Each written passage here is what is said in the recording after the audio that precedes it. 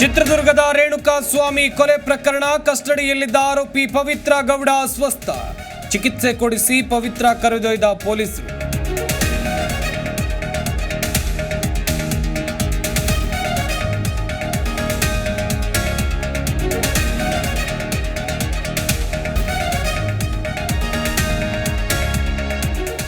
ದರ್ಶನ್ ನನ್ನ ತಪ್ಪುಗಳನ್ನ ತಿದ್ದಿದ ಗುರು, ಏನಿದ್ರು ಪೊಲೀಸ್ ತನಿಖೆಯಿಂದ ಸತ್ಯ ಹೊರಗೆ ಬರಲಿ.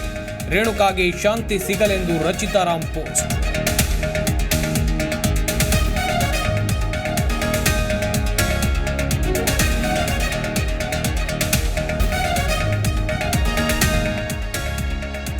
ದರ್ಶನ್ಗೆ ಆ ಮನಸ್ಥಿತಿ ಯಾಕೆ ಬಂತೋ ಗೊತ್ತಿಲ್ಲ. ನಾನು ಇಂಥ ದರ್ಶನ್ ಅನ್ನು ಎಂದೂ ನೋಡಿಲ್ಲ. ಜಿ ಕನ್ನಡ ನ್ಯೂಸ್ಗೆ ಉಮಾಪತಿ ಹೇಳಿಕೆ.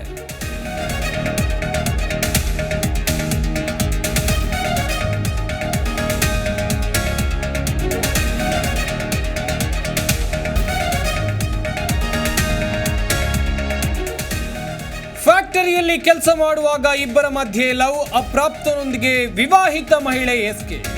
ಪೊಲೀಸರ ನಡೆಗೆ ಬಾಲಕನ ತಾಯಿ ಅಸಮಾಧಾನ.